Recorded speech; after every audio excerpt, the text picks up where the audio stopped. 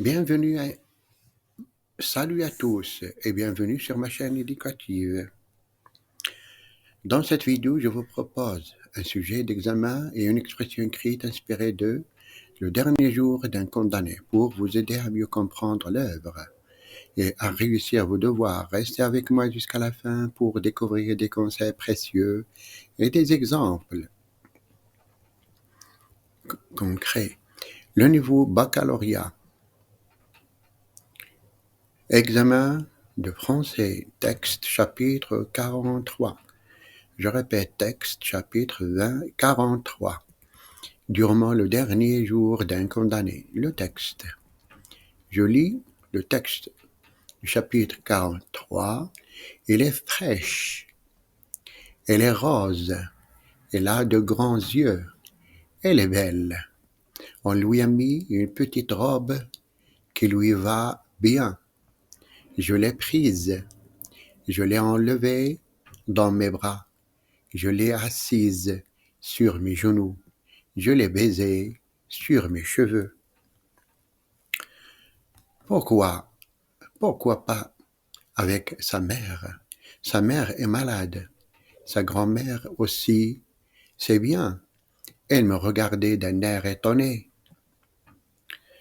Caresser, embrasser, dévorer, de baiser et se lançant, faire mais, jetant de temps en temps un coup d'œil inquiet sur ma bonne, qui pleurait dans le coin. Enfin, j'ai dû parler. Marie, ai-je dit, ma petite Marie. Je la serrai violemment contre ma poitrine enflée de sanglots. Elle a poussé un petit cri. « Oh, vous me faites du mal, monsieur, m'a-t-elle dit. Monsieur, il y a bientôt un an qu'elle ne m'a vu. La pauvre enfant, elle m'a oublié, visage, paroles, accent, et puis qui me reconnaîtrait avec cette barbe, ses habits et cette pâleur, quoi, déjà effacée de cette mémoire, la seule où j'eusse voulu vivre, quoi, déjà plus père, être condamné à ne plus entendre ce mot de la langue des enfants, c'est doux qu'il ne peut rester dans celle des hommes, papa. Et pourquoi? Et pourtant, l'entendre de cette bouche, encore une fois, une seule fois, voilà tout ce que j'eusse demandé pour les 40 ans de vie qu'on me prend. Écoute, Marie, lui ai-je dit en joignant ses deux petites mains dans les miennes. Est-ce que tu ne me connais point? Elle m'a regardé avec ses beaux yeux. Elle a répondu, eh bien non. Regarde bien, ai-je répété. Comment tu ne sais pas qui je suis?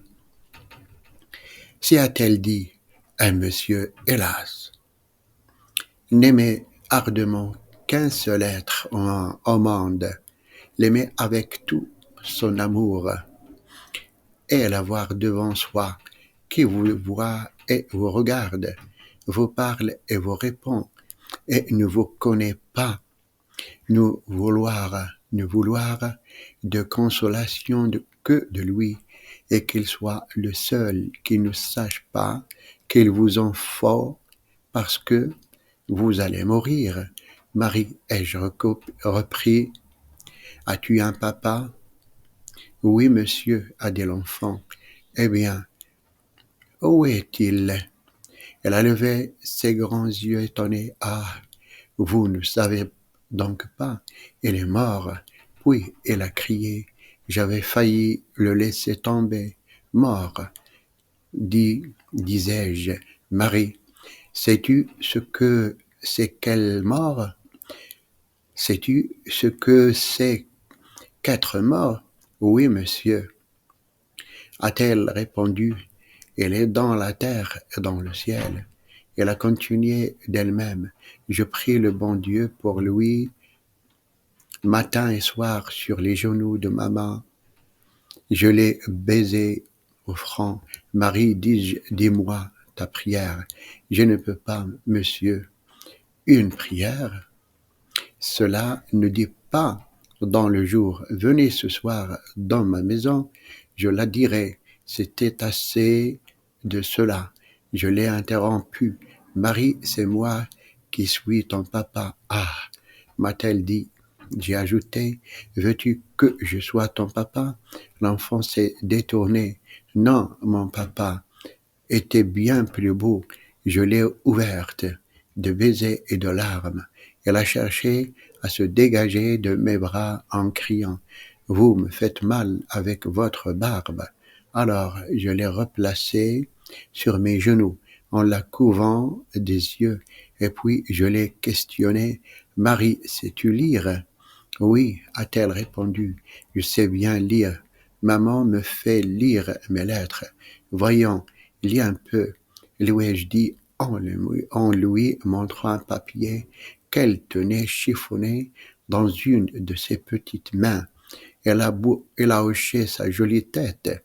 Ah bien, je ne sais lire que des fables. Et c'est toujours, voyons, lis. Elle a déployé le panier et s'est mise à épeler avec son doigt A, R, R, R, E, T, R. Arrêtez, arrête, je lui ai arraché cela des mains. C'est ma sentence de mort qu'elle me lisait. Sa bonne avait eu le papier pour un sou. Il me coûtait plus cher à moi. Il n'y a pas de parole pour ce que j'éprouvais. Ma violence l'avait effrayée. Elle pleurait presque. Tout à coup, elle m'a dit, rendez-moi donc mon papier. Tiens, c'est pour jouer. Je l'ai remise à sa bonne, emportez-la, et je suis retombé sur ma chaise, sombre, désert, désespéré. À présent, il devrait venir. Je ne tiens plus à rien. La dernière fibre de mon cœur est brisée. Je suis bon pour ce qu'ils vont faire. Passons maintenant aux questions du texte. La compréhension du texte, la question 1. Quel est le sentiment dominant exprimé dans la dernière phrase du texte? Question 1. Quel est le sentiment dominant exprimé dans la dernière phrase du texte? La réponse. Le sentiment dominant exprimé dans la dernière phrase, je ne tiens plus à rien, la dernière fibre de mon cœur est brisée, je suis bon pour ce qu'ils vont faire, est un sentiment de résignation, de désespoir absolu et d'acceptation passive de son sort. Voir les thèmes fondamentaux dans le dernier jour d'un condamné mentionné. Le locuteur ne lutte plus et se sent prêt pour son exécution. La question 2. À qui ou à quoi fait référence le pronom personnel « elle » dans la première phrase? Justifiez votre réponse en vous basant sur le contexte de l'œuvre dont est extrait ce passage. Question 2. À qui ou à quoi fait référence le pronom personnel « elle » dans la première phrase? Justifiez votre réponse en vous basant sur le contexte de l'œuvre dont est extrait ce passage. La réponse. Dans le contexte du roman Le dernier jour d'un condamné de Victor Hugo, mentionné en 1, le pronom personnel « elle » fait référence à la guillotine.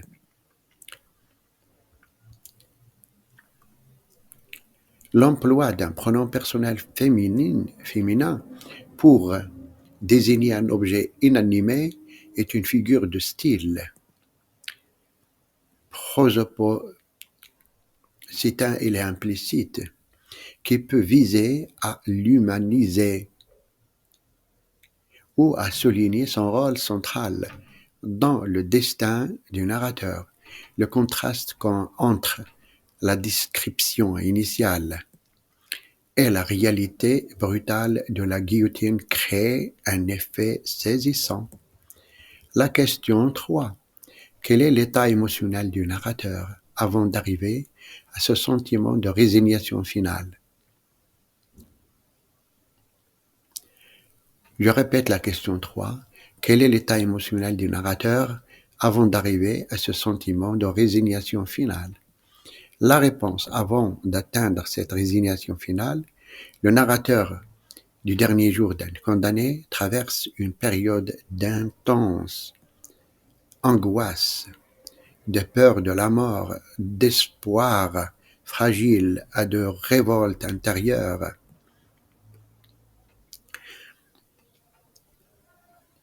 Il est obsédé par l'idée de son exécution imminente et cherche désespérément un moyen d'échapper à son sort. Question 4. Relevez la première phrase des adjectifs qualificatifs et précisez à quoi ils se rapportent. Question 4. Relevez dans la première phrase des adjectifs qualificatifs et précisez à quoi ils se rapportent. La réponse. Dans la première phrase, il est fraîche et il est rose, elle a de grands yeux, elle est belle. Les adjectifs qualificatifs sont fraîche, premier adjectif qualificatif, fraîche, elle se rapporte à elle, ça veut dire la guillotine. Adjectif 2 se rapporte à elle, la guillotine. Adjectif 3, grand, se rapporte à eux, de la guillotine, yeux de la guillotine, métaphoriquement. Et l'adjectif belle se rapporte à elle, la guillotine. La question 5. Le point de suspension au milieu du texte indique-t-il une pause, une hésitation ou quelque chose d'autre? Justifiez votre réponse. Question 5. Le point de suspension au milieu du texte indique-t-il une pause, une hésitation ou quelque chose d'autre? Justifiez votre réponse. La réponse, le point de suspension au milieu du texte, indique une interruption ou une ellipse. Dans le contexte du dernier jour d'un condamné, il suggère que le narrateur est submergé par ses émotions ou que la pensée de la guillotine est si insupportable qu'il ne peut la décrire complètement. Cela peut aussi marquer le temps qui s'écoule inexorablement vers son exécution. Passons à l'analyse et la langue du texte. Question 6. Identifiez la figure de style présente dans la description de la guillotine dans la première phrase et expliquez son effet. Question 6. Identifiez la figure de style présente dans la description de la guillotine dans la première phrase et expliquez son effet. La réponse. La figure de style principale présente dans la description de la guillotine, elle est fraîche, elle est rose, elle a de grands yeux et elle est belle, est une forme de métaphore ou de prosopopée implicite. Attribuer ces caractéristiques humaines, grands yeux, belle, fraîche, rose, à un instrument de mort permet de créer un contraste saisissant et ironique.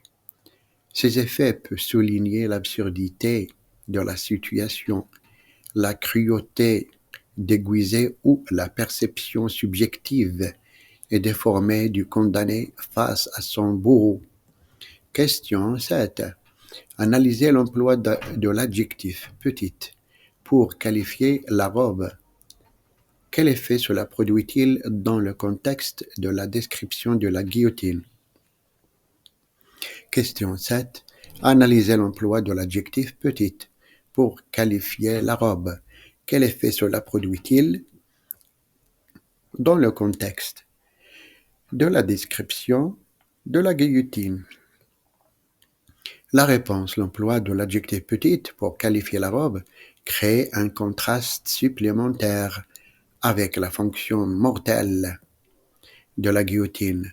Cela peut évoquer une image infantile, innocente et presque anodine, ce qui renforce l'ironie tragique de la situation.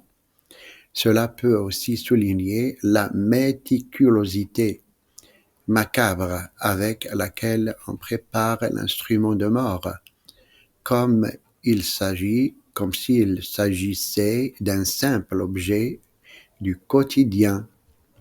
Question 8. Dans la phrase « La dernière fibre de mon cœur est brisée », identifiez le temps verbal et expliquez sa valeur dans le contexte. Question 8. Dans la phrase « La dernière fibre de mon cœur est brisée », identifiez le temps verbal et expliquez sa valeur dans le contexte. La réponse. Le temps verbal utilisé dans la phrase « La dernière fibre de mon cœur est brisée » et le passé composé. Et le passé composé de l'indicatif. Sa valeur dans ce contexte est d'exprimer une action achevée, dont les conséquences sont toujours présentes. Le cœur du narrateur est définitivement brisé. Il n'y a plus d'espoir ni de force en lui. Question 9. Réécrivez la première phrase en utilisant un niveau de langue soutenu. Question 9. Réécrivez la première phrase en utilisant un niveau de langue soutenu. La réponse. Dans un niveau de langue soutenu, la première phrase pourrait être réécrite ainsi. Elle arbore une fraîcheur vermeille. Ses vastes prunelles irradiant, sa beauté est manifeste. Question 10. Quel champ lexical dominant se dégage de la première partie du texte? Elle est fraîche, elle est rose, elle a de grands yeux, elle est belle.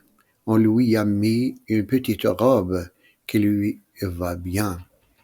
Question 10. Quel champ lexical dominant se dégage de la première partie du texte? Elle est fraîche, elle est rose, elle a de grands yeux, elle est belle. On lui a mis une petite robe qui lui va bien. La réponse. Le champ lexical dominant qui se dégage de la première partie du texte est celui de la beauté et de l'apparence physique. Les mots fraîche, rose, grands yeux, belle, petite robe appartiennent à ce champ lexical. Question 11. Dans la phrase « Je ne tiens plus à rien », analysez la fonction grammaticale du groupe de mots « à rien ». Question 11. Dans la phrase « Je ne tiens plus à rien », analysez la fonction grammaticale du groupe de mots « à rien ». La réponse. Dans la phrase « Je ne tiens plus à rien », le groupe de mots « à rien » est un complément d'objet indirect. C'est oui, du verbe tenir. Elle est introduite par la préposition « à ». La question 12. Le mot « fibre » dans la dernière fibre de mon cœur est brisé. Est-il utilisé au sens propre ou au sens figuré? Justifiez votre réponse. Question 12. Le mot « fibre » dans la dernière fibre de mon cœur est brisé. Est-il utilisé au sens propre ou au sens figuré? Justifiez votre réponse. La réponse. Le mot fibre est utilisé au sens figuré, au sens propre. Une fibre est un filament. Ici, elle représente de manière métaphorique la force vitale des sentiments ou l'énergie émotionnelle du narrateur. L'image de la dernière fibre brisée symbolise la destruction complète de son être intérieur. Question 13. Proposez un synonyme pour chacun des mots suivants. Extrait du texte. Fraîche, brisée. Question 13. Proposez un synonyme pour chacun des mots suivants. Extrait du texte. Fraîche, brisée. La réponse. Premier synonyme. Fraîche. Nouvelle, jolie, éclatante, selon le contexte de la guillotine. L'ironie persiste. Deuxième synonyme. Brisé, rompu, anéanti, détruit. La question 14. À quel registre de langue appartient majoritairement ce texte, cet extrait? Justifiez votre réponse en relevant des éléments lexicaux et syntaxiques. Question 14. À quel registre de langue appartient majoritairement cet extrait? Justifiez votre réponse en relevant des éléments lexicaux et syntaxiques. La réponse. Cet extrait appartient majoritairement au registre courant. Le vocabulaire utilisé est général et accessible. Fraîche, rose, grands yeux, belle, petite robe, cœur brisé. La syntaxe est simple et directe avec des phrases claires et bien construites. Il n'y a pas de marque évidente de langage familier, abréviation, expression argotique, ni de langue très soutenue, vocabulaire rare, construction complexe. Question 15. En vous basant sur vos connaissances de l'œuvre, quel est le rôle du narrateur dans le dernier jour d'un condamné? Question 15. En vous basant sur vos connaissances de l'œuvre, quel est le rôle du narrateur dans le dernier jour d'un condamné? La réponse. Dans le dernier jour d'un condamné, le narrateur est un personnage principal et éponyme. Le roman est écrit à la première personne et relate ses pensées, ses angoisses et ses dernières heures avant son exécution. Il sert de témoin de l'horreur, de la peine de mort et permet au lecteur de vivre à l'intérieur la psychologie d'un condamné. La production écrite. Le sujet. Je lis le sujet. La perspective de la mort imminente conduit souvent à une introspection profonde. Selon vous, dans quelle mesure la confrontation à la mort peut-elle révéler la véritable nature d'un individu? Je répète la question du sujet. La perspective de la mort imminente conduit souvent à une introspection profonde. Selon vous, dans quelle mesure la confrontation à la mort peut-elle révéler la véritable nature d'un individu? Vous appuyez votre argument sur des exemples tirés de vos lectures ou de vos connaissances personnelles. Des critères de la correction conformité à la consigne d'écriture. 1 point.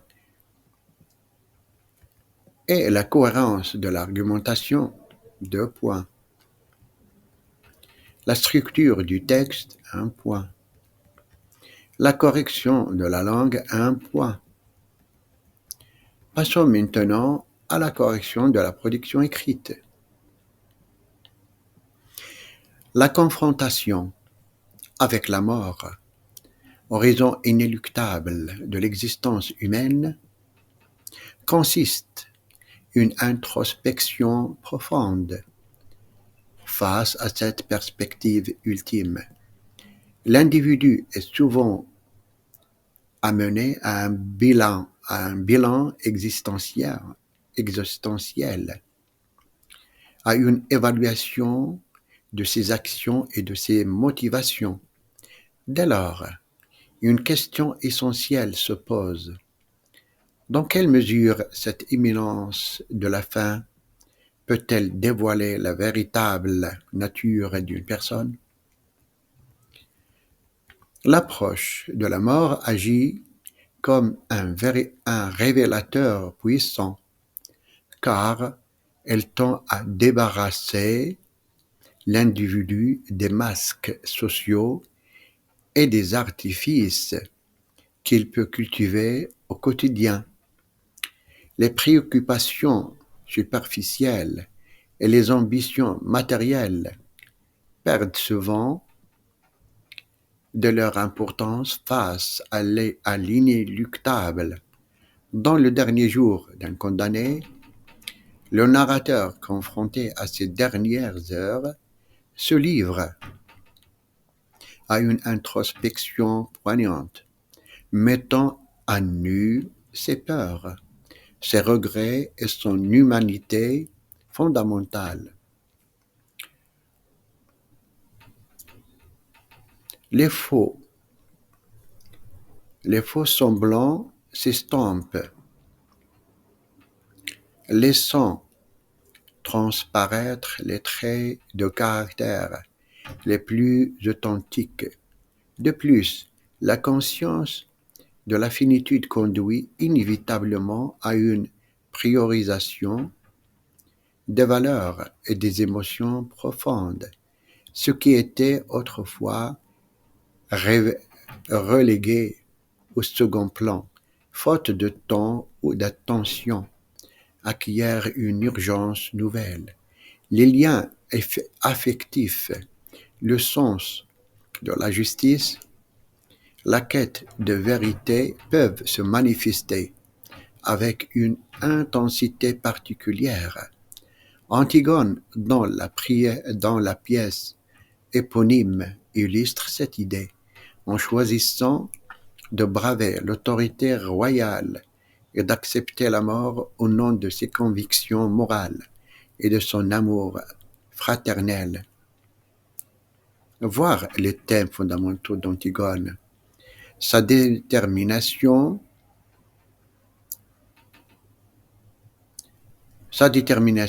inébranlable face à la mort révèle une nature profondément attachée à ses principes. Enfin, la réaction d'un individu face à la mort imminente peut être un indicateur éloquent de son véritable caractère. Certains peuvent sombrer dans la panique et l'angoissement